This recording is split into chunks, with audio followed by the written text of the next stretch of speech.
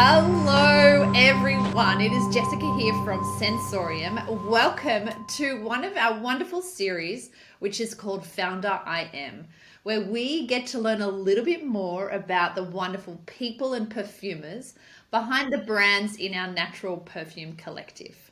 And today it is the magical Sonia Orts. Welcome, Sonia. Hi, Jessica. That's very sweet. You're How are welcome. you? You're welcome. Now, Thank tell you us, for having me. where in the world are you coming from today, Sonia? Okay, so we are based here in the Mornington Peninsula, beautiful place in Victoria, surrounded by pristine beaches and beautiful forests. But yes, quiet and inspiring spot. Excellent. So you've got a lot of nature around you where you live there? Yes, yes, Uh, Good. yes. And now we can tell, though, that your accent is not necessarily Australian, although we have very No. varied accents in Australia, of course. Where are you from originally, Sonia? So originally, I come from Spain, and we moved into Australia 10 years ago now. We loved it since the beginning. Yes. Initially, it was just a 2 years plan, and yep, we just stayed. That's a very common story in Australia for travelers who come here and think, oh, just 1 or 2 years, and then we'll head back. But eventually, they fall in love with the place and the beauty and the Yeah. culture and the way of life as well.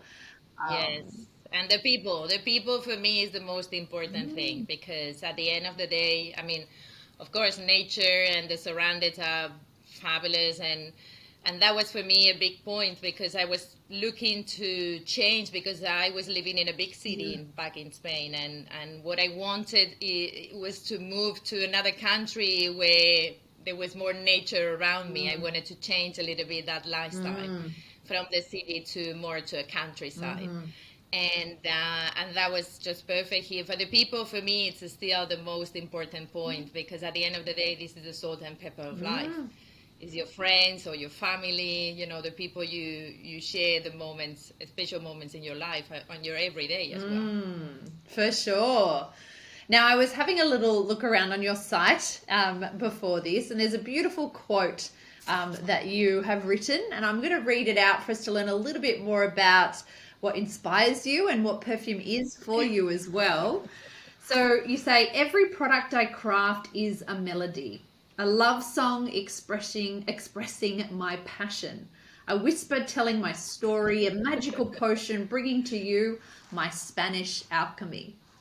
And I think it so beautifully encaptures the magic, I guess, of the Sonia Orts perfume range and your philosophy of alchemy. So tell us a bit about Yes. what is alchemy.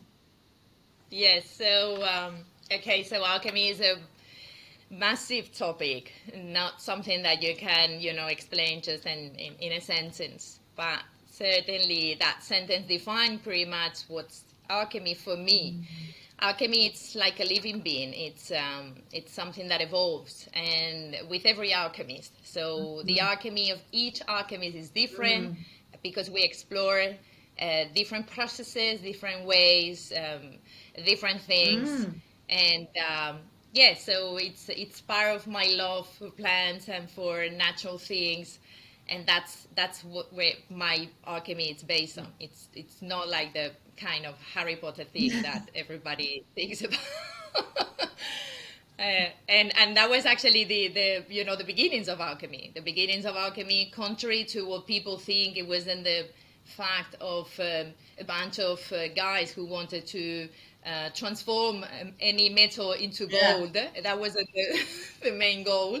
The main goal actually was botanical. Mm, So alchemy started as an alternative to medicine, but also to what we know nowadays, chemistry, also to botany. So there were like five different science that they were that conform or made the alchemy think. That was the botany, that was the phytotherapy, mm, which is the therapy is using mm, plants, astrology as well, because it is very important into the biodynamics to understand a little bit how the moon, the tides, the same things. Yes.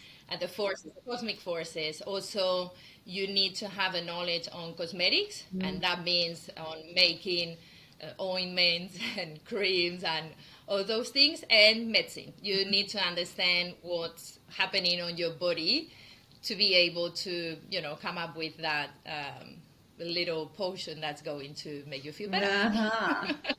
So this is pretty much what alchemy based on. Right. And then you call it Spanish alchemy. So what is Yes. unique in that area? Well, alchemy comes from the ancient Egyptians, and that was transmitted to the Jewish, the Greeks, and also later in time to the Romans. And all this wisdom ended up in the Alexandria library, and the Arabs translated all those books, or well, there were not exactly books as we know now, but yeah, those Papyrus? written On the papyrus or something? Yes. Yeah. Something like that. I don't know the name in English. Give us the Spanish In word those then. I'm days. sure we'd love to hear it. Yeah. And as you know, the Arabs were in the Spanish peninsula for so long, and we inherited that wisdom. So that is the mother alchemy. The botanical alchemy is the mother of the Spanish aromatherapy. So, and that's a little bit different from the French aromatherapy, because French aromatherapy started on the 19th century through a doctor who got burned and discovered that by distilling lavender, he could actually heal better. Yeah. I remember that story, yes. Yes, and so the French aromatherapy is younger, and it's based more on it's got a more medicinal approach. Yes. While the Spanish school, it's much older, and it's more based on this alchemy thing that it's got like different sciences when you are actually using the aromatherapy as a therapy. So you have to take into account the polarity, for example, of the essential oils.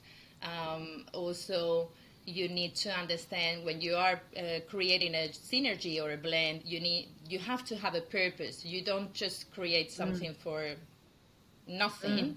There is always a purpose, and in that purpose you need to have a specific energy that has to come out of the blend. And for that you need to make calculations before to see which are the essential oils you need to use to get that energy on the final blend.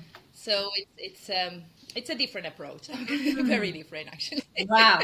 There's so many layers in what you've just Yeah, so many. there. Yeah, sometimes I have to stop because I could go on and on. Yeah, but it's fascinating. It's absolutely fascinating.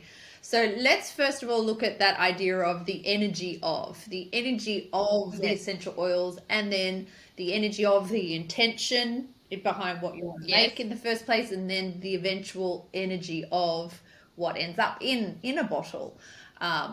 Yes. How do you sort of describe that to others when it's an unseen thing? And even then scientifically, are there ways that sort of is measured, or you can notice the Yes. difference? Yeah. Yes. It is nowadays. It is. I guess back in old times it was more like a belief, Yes. but now it's something that you can actually prove. So we can now measure the frequency of essential oils, and we know, for example, that rose essential oil has a much higher, for example, frequency that sage essential oil or rosemary essential oil. So every essential oil has a frequency Yeah. that can be measured in megahertz, Yeah. and that is the potency of the essential oil. That doesn't mean that everyone should be using rose essential oil, No. because yes, it's not about just the potency, it's also about your needs. So you need to understand what somebody needs in order to choose the right essential oil, because rose can be too strong for someone at some point. Yes. Or for example, rose is a yin essential oil, as in yin and yang, okay? Or because on an alchemic point of view, you would say that rose belongs to the moon forces. Yeah. And for example, let's say sandalwood Yep. belong to the sun forces. Uh-huh. And that means that it's got the characteristics or features of the moon or the sun energy. Yes. And those are specific features. So you have to balance always, and you have to also treat that person. And here, of course, we're talking about something very specific and personal. Yeah. This is not what you do when you create a perfume, Yeah. because you're not creating a person, but just for you to understand a little bit how this is based on.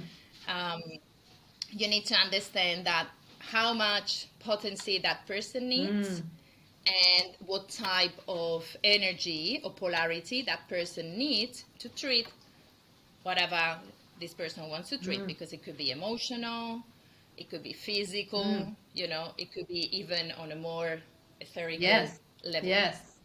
Amazing. And this is how it works. Uh-huh. And then because obviously at Sensorium, we made a very conscious decision to have perfume brands that are 100% natural, health benefit wise, but energy and vibration and frequency wise as well. And so in your experience then, when we're talking about the energy are there differences then with a synthetic, it's a synthetic scent and its frequency, I guess, or a natural isolate Absolutely. from one? So yeah, can you describe that a little bit? Yeah. So when you create something synthetic, there is no life on it.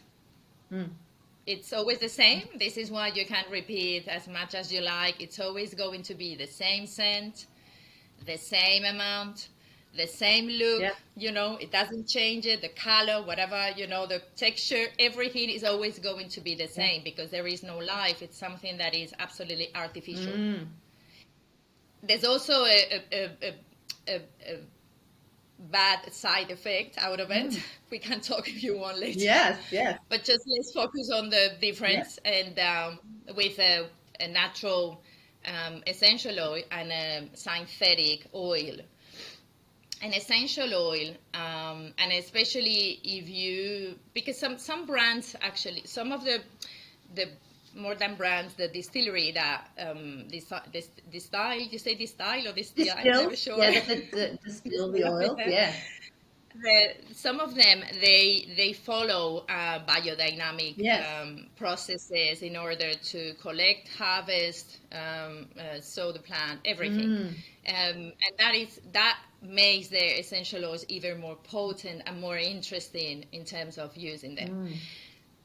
If you see this from an alchemic point of view, which is what I do when I choose essential oils and I make blends, there are primal alchemical properties that you want to find on an essential oil, or how we consider the process of an essential oil. So it's a living being, and it doesn't look the same. Every single harvest is different. Every single batch is different. There are differences in smell. There are differences in appearance. There are differences in potency as well. So you have to work with that too. When you are creating a scent, you've got your blend, you've got your proportions, okay? And the next time you're doing the next batch, you want to be very similar to that one, but it's not going to be exactly the same because of the plant, because it's a living being, and it's going to be different. So you have to tune them. There is because of course you don't want to offer something that's going to be absolutely different. Yeah. You want, even if there are some differences, you want to keep some, something that is a little bit more homogenized. So this is where you have to tune until you get something that is pretty similar. So every single batch that I make, it's unique. It's not exactly the same. I've got a base in here, but then I have to tune every single time to bring something that is going to be very similar to the previous batch. And that's a big, massive difference. Of course, I'm going to say from a business point of view, it's not cost effective, No. which is why the big corporations don't want to Yeah. work this way. Yeah. They want to work the other way, which is, and in terms of the consumer, the experience is another world. Yeah. Absolutely another world. With a natural scent, you've got some kind of relationship, or I'm gonna say like a feedback, energetical feedback that you don't get with a synthetic perfume. You just get the scent and that's it. And over time, when I started studying alchemy, I remember one of my teachers said to me, when you switch to natural, because I was a perfume freak, I couldn't wear the same perfume. I had to always be exploring. I always had at least 5 perfumes around me because of different times and different, Yeah. So, and I thought, I don't think I'm gonna. There are some of them that they're very much into my life. I don't think I'm going to stop using them. And she said, when you really switch to natural, there's no way back. You can't do it. No. And she was so right. Yes. I had to admit that. After when you re-educate your smell, it's unbelievable. But you can't stand unsynthetic perfumes. That's right. It's just, yes, you don't find, I don't know, it's difficult to explain, but the way you used to smell those scents has completely changed and suddenly has become something absolutely different. It's kind of I don't know, it's almost disgusting for you, Yeah. I need to get me there. But sometimes it's really hard. Yeah. Sometimes you get into a place and maybe they're using, I don't know, something to, oh my God. Totally. And sometimes you really have a hard Yes. time. So it's incredible, but I understand because the smell is the most ancient, sense. It's probably one of the most important senses that we have. So very strong and very potent into memories and and meaning as well. So yeah. And so totally when different. you say you tune those ones, you made a new batch Yes. and they need tuning. What does that look Yes. like? What are you doing there? Because some people might think, oh, you're tuning in, and there might be some of that in Like terms of a meditative. meditative kind of a state, or is it a smell, or like what do you do to tune them? Yes. Well, you have to understand that the way I work is also a little bit different from other natural brands because the base of my perfumes is not just an organic alcohol. It's an Spagyric. That is a whole new concept, Yes. and it's something. It's probably the less cost-effective thing because that takes a lot of time Yes. to be done. It's a very slow process, and so for people to understand what's an Spagyric, it's an alchemic tincture, and that involves alchemic processes, which means it is related to the moon. So I normally work with that force or energy. And so it has to start on a specific point of the moon cycle. And normally, well, that's personal. Everyone chooses their own rhythm, but I like to do 3 cycles. So that would involve 3 moon cycles. There are different steps on the process, and that involves fermentations, macerations, incinerations, and the final Spagyric, that is what you get at the end. Wow. So, sorry, that is already something that is working with plants. Yeah. And that Spagyric contains 3 of the 4 elements as air, fire, and water. So mercury, it's the element of water in the alchemy. Yeah. Salt is the element of earth in alchemy, and sulfur is the element of fire in alchemy. These equivalences into botanics would be, so you've got the alcohol that you use for as a solvent to extract the benefits of that plant. That would be the mercury alchemical element. Then you've got the ashes, because you incinerate that plant. Yeah. And so those ashes are the salt, that is the element of earth. Wow.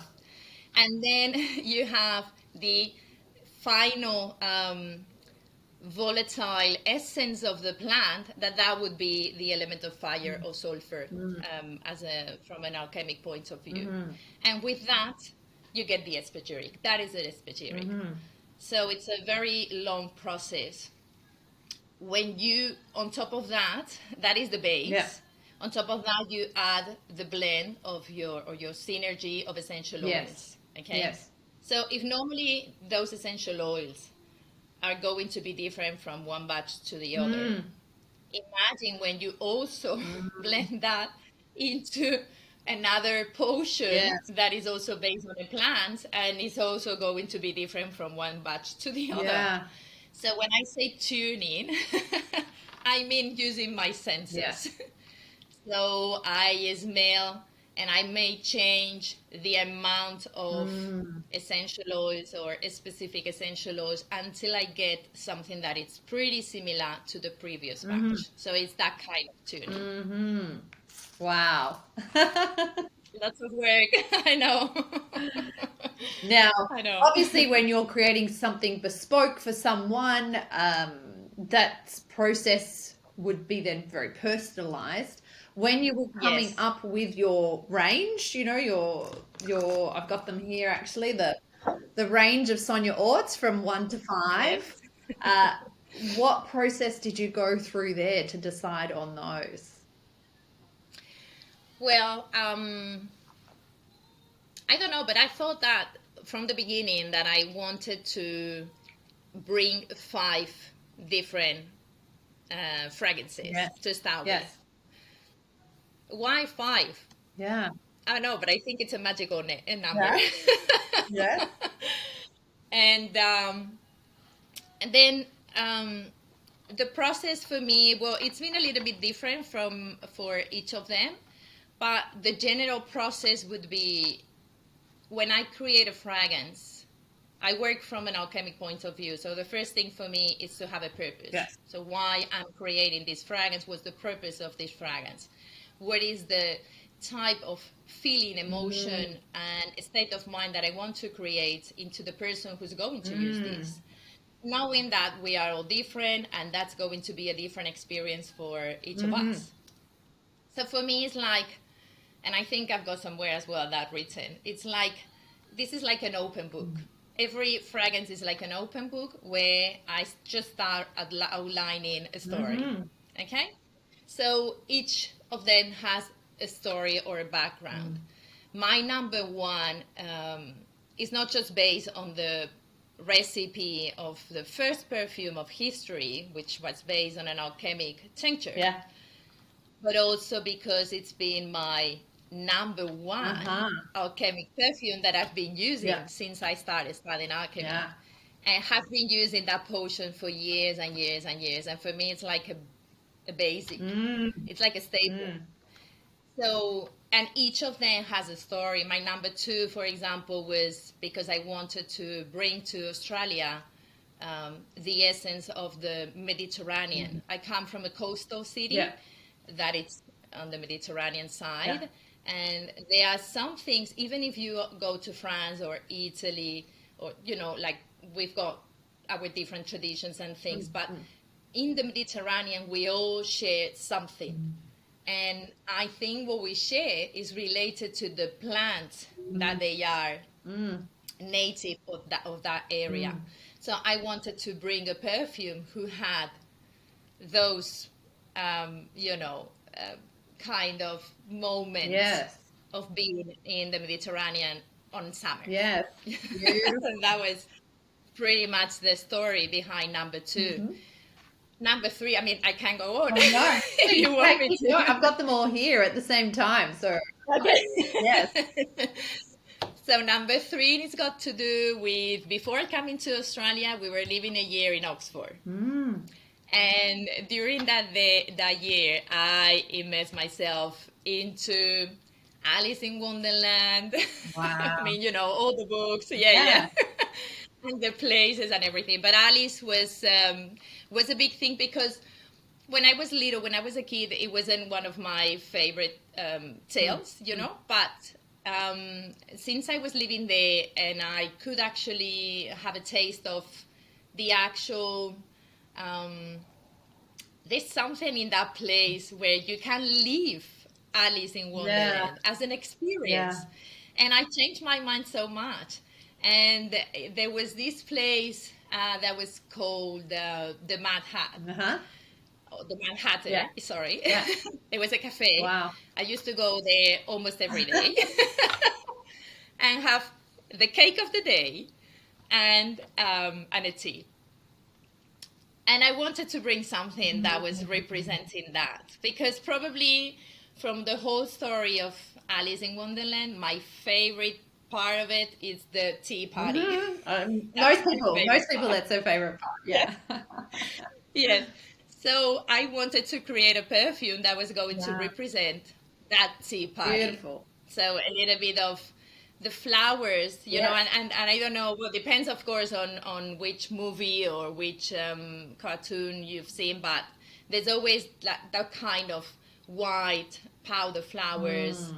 and then you've got the berries of the cakes and Mm. that kind of caramel and whipped cream, all those scents. So I wanted to create something that was going to embrace the whole story. And that was the story behind number three. Oh, so good. I'm smelling them at the same time, so I can feel the story. It's so lovely. Yes. Having all sorts of ideas. All right, and then number 4. Yeah.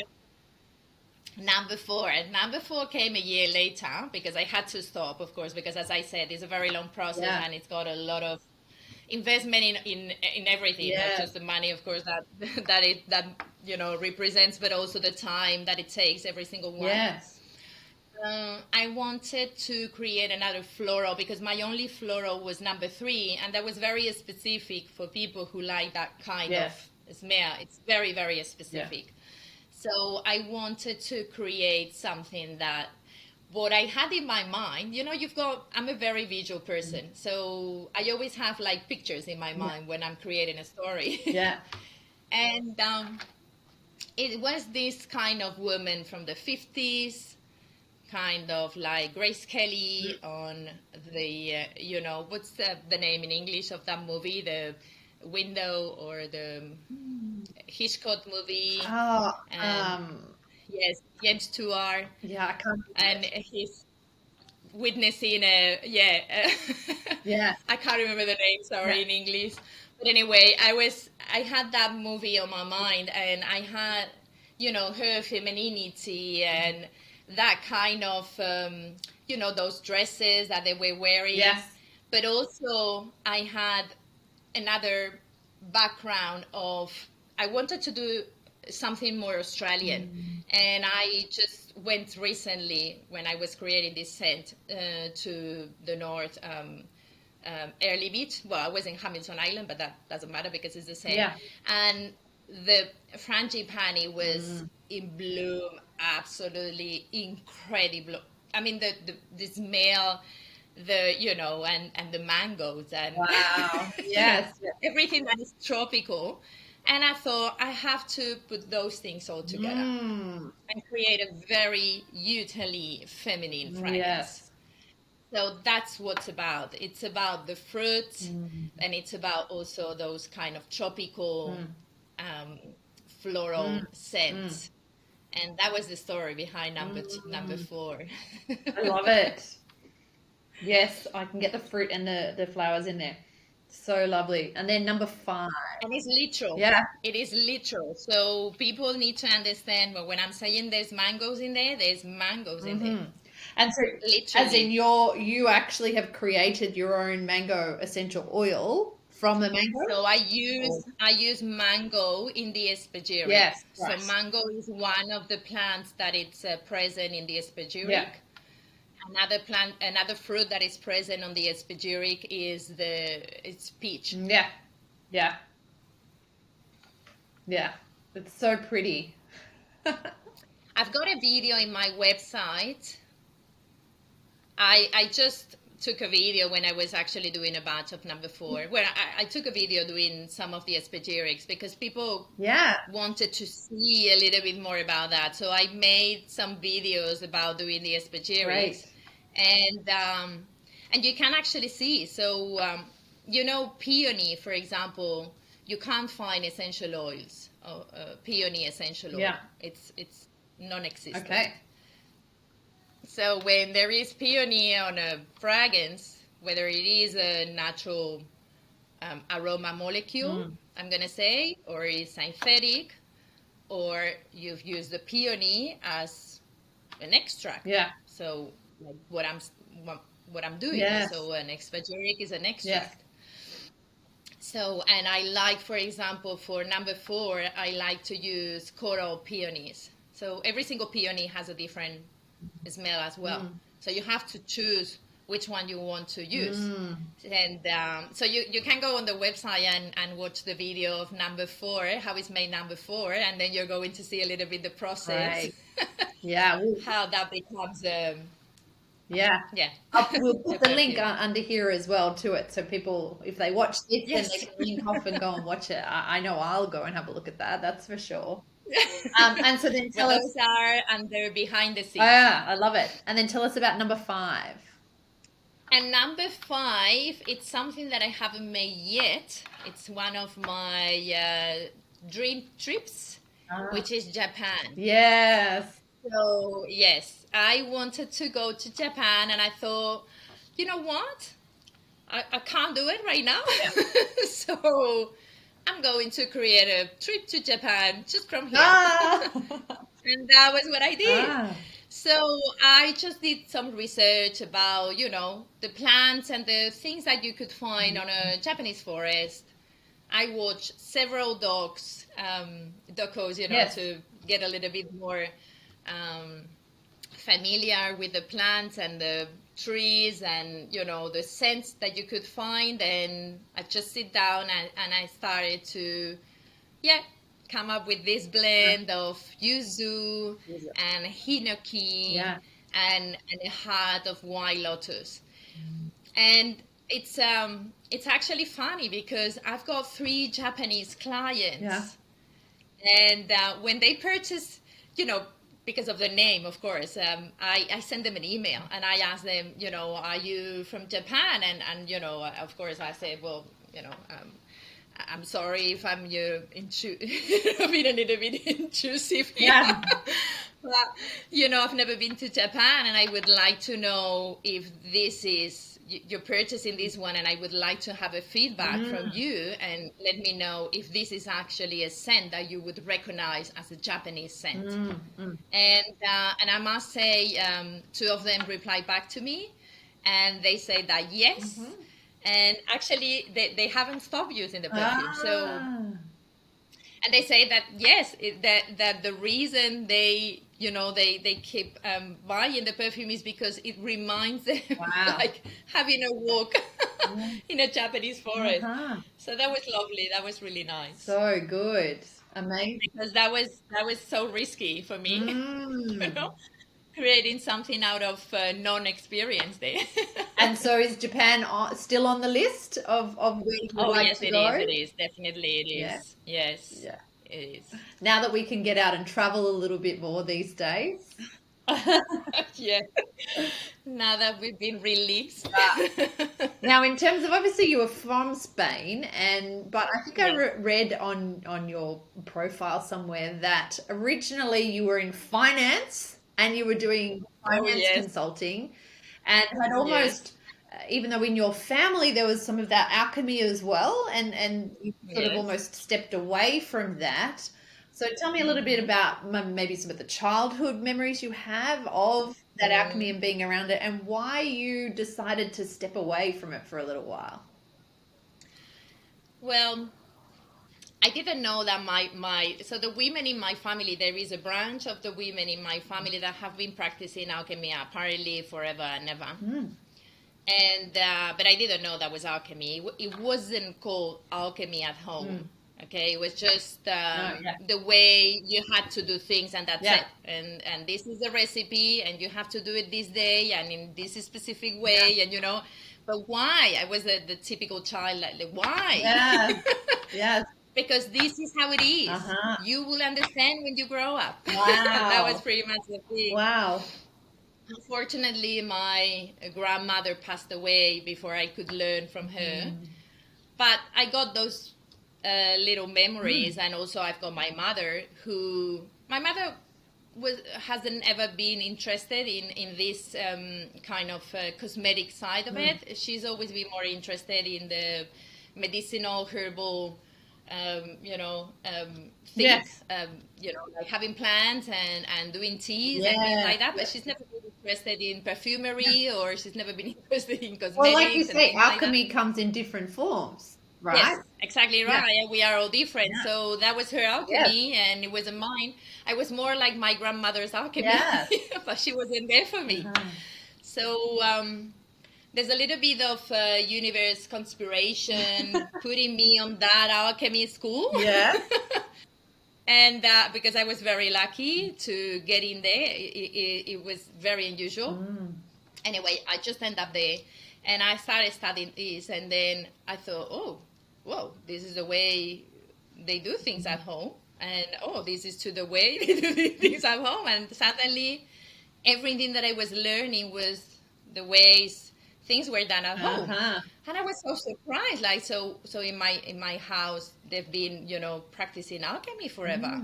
Because I remember as well these stories, not just with my grandmother, but also my it would be like auntie, so her sisters, and the auntie, blah blah blah. She used to do that, and she was very good doing floral waters, and she was very good doing this and that. So, and I thought that's very interesting. So my family's been doing this forever. Now I understand why I've got this attraction to this. Yeah, because I didn't know why I was so attracted. So the sentence that got me into that course, because that was only for professionals. Yes, so, and I wasn't a professional. I was just a client that was going to a spa, natural spa, to get a treatment. Yeah, right. And I had a conversation with the owner, and we had a tea, and the thing that got me into that course was because she asked me, if there was no limits, what would you like to be doing? Because one of the things that I shared with her is the stress that I was going under, and that I didn't like my job, and I didn't like what I was doing, and I was so over it. Because I'm not, finances is okay, but it's not something that I enjoy. Yeah. And so she said to me, well, what would you do if you could choose, and there was no limits for you? And I say, if there was no limits at all, I would open a small shop, and I would be doing perfumes the old ways, and because I don't know exactly how it has to be done, but I would like to do that way, the old ways, with plants and with natural alcohols and things like that. And I would be doing that for, like on a bespoke kind of way, and to treat people's emotions. And that's what I would love to do. And she said, you're going to go to a course, you're going to learn how to do it. And I was like, whoa! Yeah. So, of course, I had to pay the bills. So I didn't stop working on finances. Yeah. But I started my journey. I was on my 20s, early 20s actually. And I started my journey.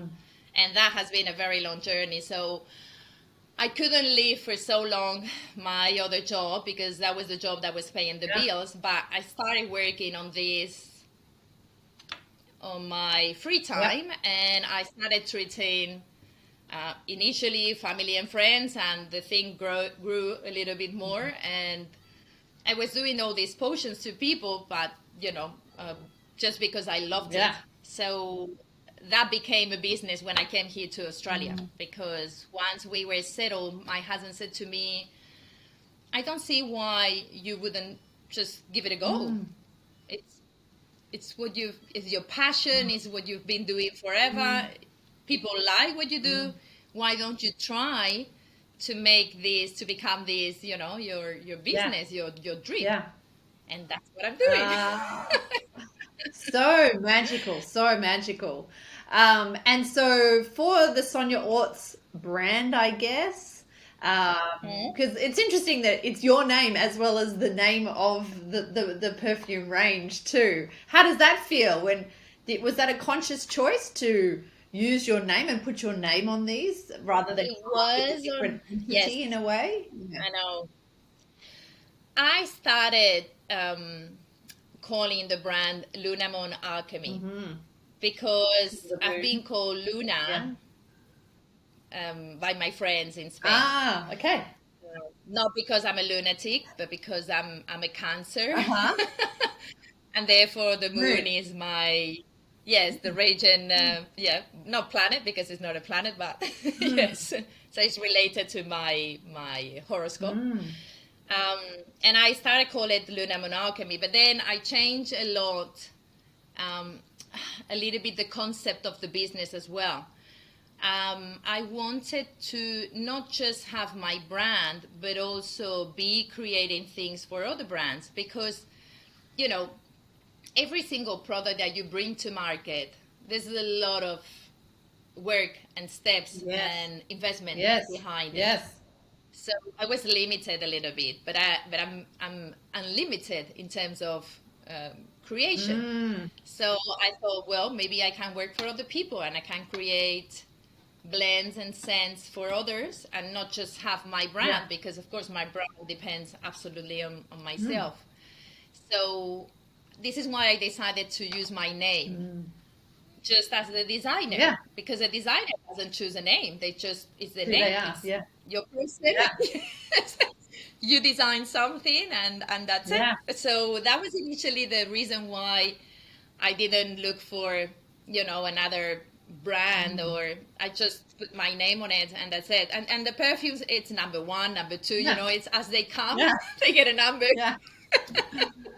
So I hope one day there will be a number 6 and a number 7 as well. So I would like to increase because there are so many things to explore, but I haven't been able to extend my collection because I've been working for other people creating their products, their scents, their formulas and things like that. Right. Which is also great because that's at the end of the day, that's the part that I enjoy. Right. Yes, you love the creation part. Yes. I'm the creator. Yeah. Yes. We find that a lot within natural perfume that there are many perfumers and brands who if they think and feel if I just could keep making sense and the perfumes and the potions in a way and somebody else did the marketing and everything like that, I'd be really happy. Exactly. Exactly right. I mean, that's part of why we do what we do at Sensoriam. We know that there are these incredible natural perfumes out there that are an elevation and a different energy that people are really looking for to play with and dance with and partner with in their alchemy. Yeah. But that business side of things and helping the rest of the world find them and fall in love with them is another whole science itself. It's another whole alchemy itself. And so if we can be that alchemist to increase it for everyone, that's part of our vision and mission. Yes, I think it's actually the future. This is where we should be going because we have different skills and we should be focused on our skills. So marketing is not my thing. I have to do it because I have to do it, but it's not what I want to be doing. What I want to be doing is creating products for people. And and I don't see a difference between something that is under my brand or something that is under someone's brand. To me, it's exactly the same, and I feel it's as rewarding as it is. So I think that's going to be the way forward. Is this sort of collaborations where each of us keeps doing what they love to be doing, and that's actually my goal for the future, is to be more and more time just doing what I love to be doing and having the other areas of a business taken care by the people who know how to take care of those areas. Yeah. Yeah. Totally. Yes. We totally agree. Even within our business, we have things that we're really great at, and then others we don't, that we then find the best people in the business to do, whether that's the digital marketing or the creating of the actual website, and you're the orchestra, the conductor behind it. But yes, finding those people is key. Mm-hmm. Yes, it is. Yes. I've got a very nice project actually ahead, and I'm very excited. It's going to take some time, but I'm very, very excited because I'm going to be part of, that kind of dream that I'm talking to about, where I will be the one making this stuff. Yeah. And I won't need to take care of anything else. Right. So, yeah. Excellent. Now, I know also that you are a mother, correct? I'm a mother. Yes. Of 3? Yes. And always I find it interesting how do you do the juggle in a way as well, and how are any When you mean I'm a mother of 3 cats. Oh, 3 cats. Okay. Sorry, I thought you did. I want to be yeah. I want to be here. Yeah, because I don't have to do a school runs. No school. They are homeschooling. Uh-huh. Yes. All homeschooled. All homeschooled. All toilet trained. Very independent. Oh yeah. I think it's quite appropriate that someone who does alchemy has cats. Yes. And it's actually been a choice, to be honest. Yeah. So my husband has a son. Yes. He lives in Spain. He's actually 22 now. Right. And and we normally see him almost every year until now that it's been a big gap there, but hopefully we'll see him this winter. Mm-hmm. And and so the 3 little ones that live with me right now here are 3 little cats, beautiful. You won't be surprised 2 of them are black. That's right. I saw one just before when we were about to start. Yes. Now, it's a black cat. There you go.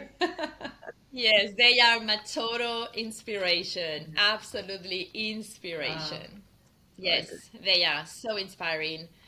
They teach me so much, like seriously. And even more recently, how sometimes we want to have simplicity in our lives and we don't know how to do it.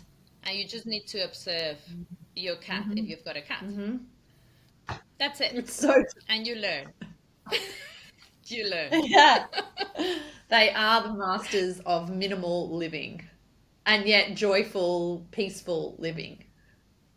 Absolutely.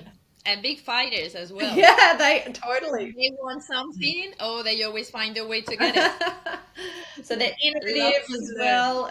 Yes. Yeah. So one of my final questions, Sonia, is where do you see the future of natural perfume going? Oh, oops. Worldwide? Because that's a big question. It is. Obviously, mainstream perfume, commercial perfume is a billion-dollar industry, as we know. Yes. But we are starting to now see people wanting to make a switch or looking for alternatives, either for health reasons or other reasons. So yeah, health reasons is a big point, because as with many other things, we need a lot of time to understand what's not working for us. So that happens with many other things like drugs, for example. And so on the beginning, it's like we go into an industry, whatever that becomes an industry, in my opinion, it's not very good. Okay. When something becomes too big, it's not very good because of many reasons. Yes. And the first reason would be that's not sustainable. Exactly. We can't go that way anymore. It's not sustainable. I don't care how much marketing they spend in telling us how sustainable they are, because I know whatever is big, it's not sustainable. Yeah. But leaving that on the side, we're not going to have an activism kind of conversation. That can be part 2 of the interview. That could be another part if you want to. But for me, what I want to see, or my dream, or what I'm fighting for is I want to see a switch where people start to connect more with their surroundings, because that is essential. We've been kind of indoctrinated to look for overseas always, like go big, go overseas, sell everywhere, and that's why I don't understand why that's important. Why is that better than just the opposite? Why don't we just start thinking and looking into our country, our people? Why we don't, just start buying from the locals and also make, trade with locals as well. So in my business, for example, I'm super focused on buying everything from Australia, unless it is absolutely impossible. Yeah. Because that could happen as well. But unless that's the case, everything I buy comes from Australia. And that is essential. I want to support the people who's working here for doing great things, because there's lots of people here working to do great things. And the same way, when I'm thinking on the beginning, that happens to me, it was kind of surprising. But when I started with the brand, I started receiving stockists from Europe. And I thought, do you think that could be maybe because I'm European and maybe, it's like they're getting me, I don't know, like in some way I couldn't explain, because to be honest, I couldn't explain. But I thought, well, maybe it's because there is something that they find is attractive, because on one way I'm in Australia, but on the other side, it's kind of, I understand the European market because I come from that market. I wasn't actually familiar with the Australian market. I didn't know in the beginning what could the Australian market like, or I had to test, I had to try things, and I had to reach people. But after what has happened these 2 years, many things have to be rethink. And we had to switch to local, and we had to start just looking to, where we are. And that has been a big lesson for me, because I had conversations with all my stockings in Europe, and I said, look, and I understand shipping is going to become a problem. It's going to be very expensive. It's actually not sustainable. And so I stopped working with all those stockists, and I said, look, I don't know how many stockists I'm going to get in Australia, but even if it's just one, I'm happy with that. But I want to believe that we're going to be able to grow as a nation, as a country, and do wonderful things, and not have the need to go and purchase elsewhere, because we don't need to. Australia is actually a country that is unbelievable. The amount of resources, the beauty, the nature, it's precisely, we are in a country where we don't need anything, anything from overseas. I don't see that obsession of going overseas. So for me, that's the future. The future is going a small batch, like seriously a small batch, because when you do, and that is my cosmetic chemist part talking. When you produce a small batch, the number of ingredients that you need to use, of course, in perfumery is different, because it doesn't make much difference going to very small batch or going to a massive batch. But for example, when we talk about creams or serums or more cosmetic side of it, when you're going a small batch, the number of ingredients and the type of ingredients that you use are much better, far better than when you want to increase that into a bigger batch. Why? Because the hours that takes to heat the batch or to cool down that batch, or the process is so different that you have to use ingredients that you wouldn't need to use if you were doing it small. And that is very interesting when you are actually talking about ingredients that go into your skin. In terms of perfumery, you could not have the alchemic perfumes done in a big batch. No way. No way. There is no way. It's literally no way. So you could not have a Spagyric like liters of Spagyrics No, dye. you'd have to have It's a very long factories process. of alchemists all like together to making the ashes Yeah, and the and things. imagine when you're burning the Yeah, plants. That would be like a bushfire. yeah, exactly. It would be ridiculous. Yeah. You could not do that. So those are very exclusive products Yeah. that have to be done Mm, in small mm, batches, and that makes them even more special, mm, I guess. mm. Oh, that's my understanding. Beautiful.